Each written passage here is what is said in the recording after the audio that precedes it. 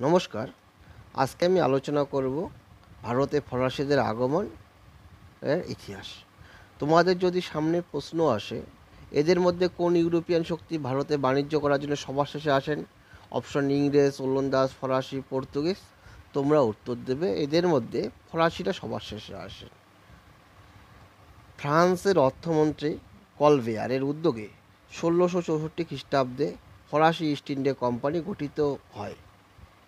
প্রসঙ্গত উল্লেখ, ফরাসি কোম্পানিটি ছিল সম্পূর্ণভাবে সরকারি একটি প্রতিষ্ঠান, তাই সরকারের উত্থান পতনের সঙ্গে এর ভাগ্য যুক্ত ছিল।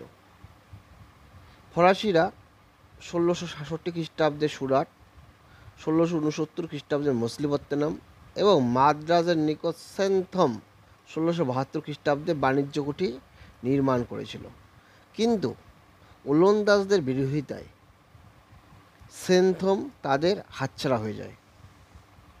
ফ্রাঁসোয়া মার্টিনের সুদক্ষ নেতৃত্বে ফরাসিরা পন্ডিচেরি ও বাংলার চন্দননগরে বাণিজ্য বিস্তারে সক্ষম হয়েছিল, কিন্তু ফ্রাঁসোয়া মার্টিনের মৃত্যুর পর কারিকল মাহে ফরাসিদের হাতছাড়া হয়ে যায়।